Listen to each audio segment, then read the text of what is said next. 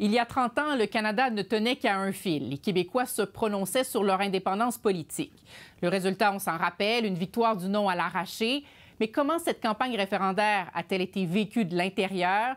Deux personnages clés dans chaque camp sont réunis aujourd'hui et nous partagent les coulisses de cet épisode qui a marqué profondément le Québec. Jean Royer, John Parizella, bonjour à vous deux. Bonjour. Merci d'avoir accepté notre invitation d'être interviewés ensemble parce que, M. Royer, vous étiez directeur de cabinet de Jacques Parizeau durant la campagne référendaire de 1995. M. Parizella, vous étiez conseiller spécial dans le camp du non. Commençons par le début. Quand la campagne est lancée, on est le 1er octobre. Le oui tire de l'arrière dans les sondages. M. Royer, est-ce qu'à ce moment-là, vous y croyez, vous, ou vous vous dites que ça va être difficile? Alors, quand la campagne va débuter, la stratégie que nous, on pense que le plancher pour le oui est autour, je dirais, de 43 et 44, et que le plancher pour le non est autour de 47. Alors, tout le sens de la campagne, nous, on va essayer de discuter, non pas avec ceux qui sont convaincus, mais avec ceux qui sont disponibles. À ce moment-là, on sait que si on veut gagner, ça va être extrêmement difficile parce qu'on doit aller chercher, dans 30 comtés, qu'on fasse plus que 60 de oui.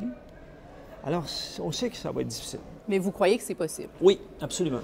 Dans le camp du non, on vous sent quand même assez confiant à ce moment-là. On a l'impression que c'est possible de revoir le même résultat que le référendum de 1980, où on avait atteint près de 60 %. Est-ce que vous croyez à ça, vous, à ce moment-là? Moi, personnellement, j'y croyais pas qu'on pourrait se rendre à 60 mais j'y croyais qu'on pouvait gagner. Il n'y a aucun doute. On avait des chiffres qui nous donnaient du 55-45. Puis vous connaissez, il y a une expression utilisée dans le Parti libéral, la prime à l'urne. J'avais une bonne dose de réalisme, mais j'avais pas de doute qu'on gagnerait, mais évidemment pas aussi serré qu'on l'a eu finalement. Oui, parce que, bon, le oui a un départ difficile. Et finalement, 7 octobre, coup d'éclat, c'est Lucien Bouchard qui devient un peu le capitaine du camp du oui, même si Jacques Parizeau est premier ministre du Québec. Qui a eu cette idée-là et qui l'a présenté à M. Parizeau et comment est-ce qu'il a réagi, M. Royer? Il arrive un événement qui va précéder ça, c'est la déclaration de M. Garcia, qui fait une déclaration, elle est faite pour le non, en parlant du camp du oui, il dit « il faut les écraser ». À partir de ce moment-là, on a senti qu'il y avait un changement dans la tendance. Donc, le camp du non avait fait une erreur. Oui, puis c'était pas prévu. C'est vraiment une expression que M. Garcia a employée. C'était pas nous qui avons donné la directive. Je me rappelle quand... On a vu la réaction, on l'a ressenti nous-mêmes dans nos sondages. Bon, ensuite, Jean-François Lisée a la responsabilité... Qui était dans le camp du oui aussi. Dans le camp du oui, de faire tous les soirs ce qu'on appelle... À la fois, on suivait des sondages et des focus group. Et là, on s'aperçoit qu'un des questionnements, c'est qu'arrivera-t-il avec M. Bouchard advenant un oui? Alors, Lisée se met à tester un certain nombre d'idées, dont celui de le nommer comme négociateur en chef. Là, je vous dis, c'est de la nitroglycérine qu'on met sur cette nouvelle, mais tendance vers le... Bon. Alors, dès le moment où je vois ça, Lisée m'explique ça, là, j'appelle M. Parizeau au téléphone et je lui dis « Je veux vous rencontrer ». Alors, lui, il est à Québec, moi, je suis à Montréal, alors je pars de Montréal. Je sais ce que je m'en vais lui demander, là. Je sais que c'est tough, là. Parce que moi, M. Parizeau, c'est mon patron, là. Je lui dois tout, là, professionnellement, là.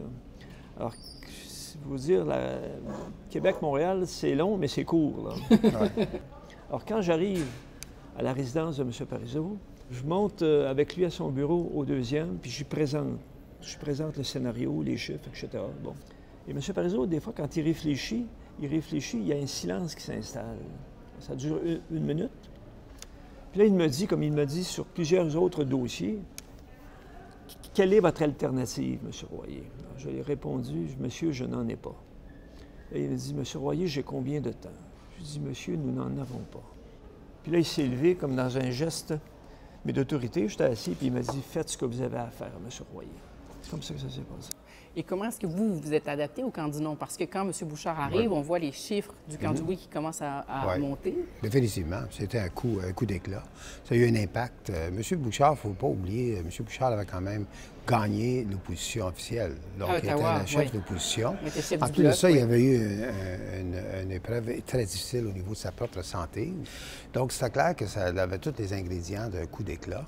Et c'est clair que nos focus group, nous et les sondages qui ont suivi ont commencé à montrer que la situation qu'on pouvait avoir avant, quand je vous ai posé la question au début que j'étais confiant avant, on était pas mal moins confiant avec l'arrivée de M. de Boucher-Bouchard. Donc, comment est-ce que vous avez réajusté votre stratégie dans le camp du Bien, Nord? c'est clair qu'on voulait parler un peu plus de changement. Ça n'a pas été facile. M. Johnson a fait un commentaire à l'effet qu'on vise à faire reconnaître le caractère plutôt que société, le caractère distinct du Québec. Et M. Chrétien, qui était à l'extérieur du Canada, si ma mémoire est bonne, a réagi quand un journaliste, puis il était le premier ministre du Canada. Il en a dit, la question, c'est la séparation du Québec, ça n'a rien à faire avec la réforme constitutionnelle. Donc, lui était fermé à cette idée. Lui était fermé. Il a modifié un petit peu son discours dans les journées qui ont suivi, parce qu'effectivement, on s'est dit, là, on s'en va face à un mur. Donc, il y a eu des ajustements qui se sont faits. Je dirais que, moi, je l'ai dit publiquement, que si le référendum avait lieu une semaine avant, le 30, je crois qu'on aurait perdu le référendum. Je pense qu'on l'avait perdu définitivement. Qu'est-ce qui a fait que vous avez gagné à la fin? Est-ce que ça a été le Levin? Ou parce qu'il y a beaucoup de gens qui ont vu ça comme une erreur aussi. Moi, je suis de l'école de penser que le Levin, je pense que ça a eu un impact dans les médias, mais ça n'a pas eu un impact sur les électeurs. Moi, je continue à penser que les Québécois, on parle toujours de l'émotivité des Québécois, mais les Québécois sont foncièrement très logiques et très rationnels. Le commentaire de Bill Clinton à l'effet qu'il préférait que le Canada, que le Québec reste dans le Canada, pour moi, a eu plus d'impact que le Levin. Et les Québécois ont cette capacité-là, comme il y a eu Daniel Johnson, père, a déjà dit, on va donner tous les coups de pied au fédéral, sauf le dernier. Et ça, M. Bourassa me répétait souvent, et c'est pas à nier. J'ai vu John, je pense, 2 jours après le référendum. Oui. Et il m'a dit quelque chose dont je me rappellerai toujours. John m'a dit 2 jours après le référendum, il dit, après la campagne aussi émotive que vous avez faite, s'il existait encore des indécis le jour du référendum, c'est qu'ils ne voteraient pas oui. Et c'est ce qui est arrivé. Mathématiquement, le peu d'indécis qui restait a glissé du côté du non. Oui. Donc, parlons-en du jour du vote. Ce que je comprends, c'est qu'il y a eu un petit appel entre vous deux. Vous lui avez proposé une somme d'argent. Je vous raconte, c'est bien simple. C'est que moi, le matin, j'arrive à la permanence. Puis c'est une journée où on pense qu'on va gagner. J'arrive, puis tout le monde est déprimé. Je dis, qu'est-ce qui se passe? Là, j'apprends que Monique Simard a donné une entrevue le matin avec John. Oui, qui était... Puis John lui a dit qu'elle était pour gagner à 55 %. Alors, je suis convaincu qu'il l'a dit dans l'esprit qu'elle le répande. Et c'est ce qu'elle a fait. En arrivant, je m'aperçois que tout le monde est déprimé. J'ai dit non, on ne passera pas la journée comme ça. Puis je connais suffisamment John pour savoir que c'est pas quelqu'un qui va gager. Je le sais, ça. Alors, je réunis, mais tout le monde dans mon bureau, une quarantaine, un petit bureau, tout le monde est assis. Puis là, j'appelle.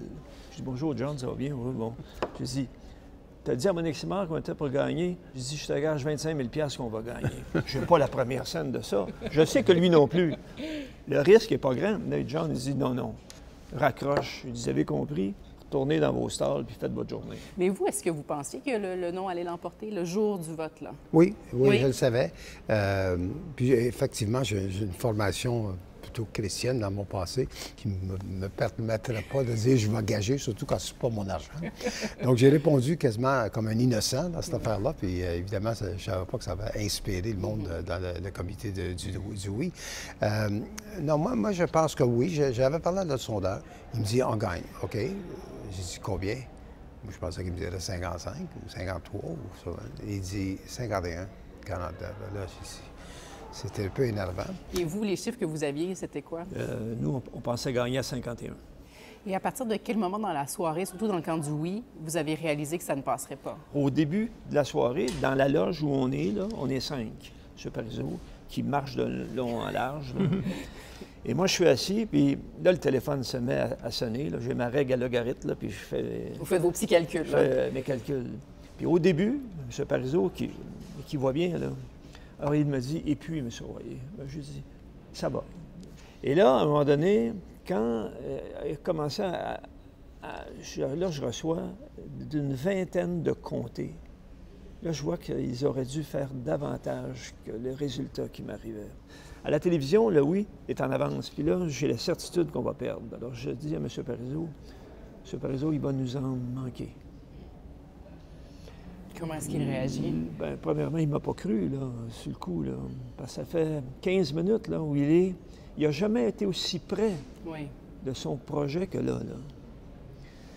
Alors, mais là, à partir du moment où il voit que ça descend.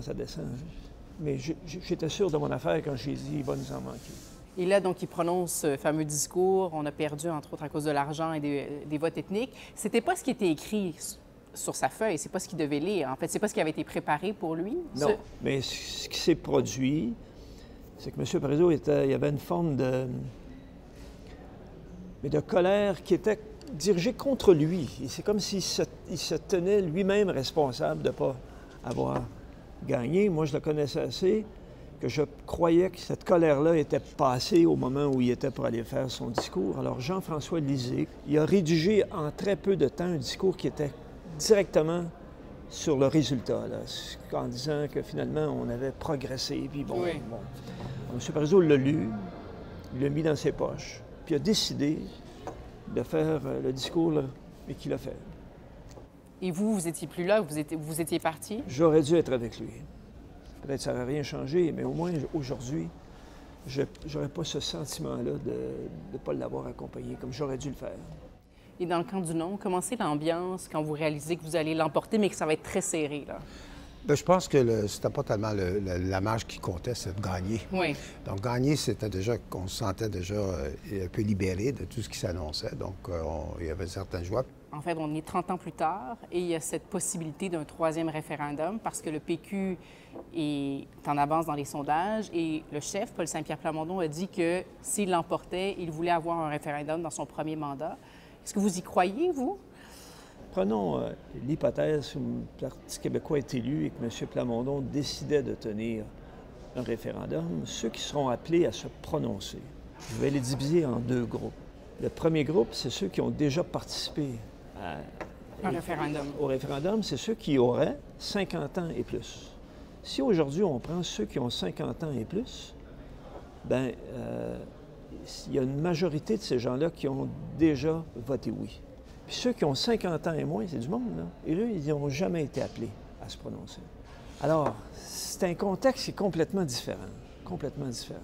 Mais est-ce que vous pensez que ça pourrait passer, un troisième référendum? Bien, écoutez, on est dans le scénario hypothétique, là. Moi, je m'occuperais des personnes âgées.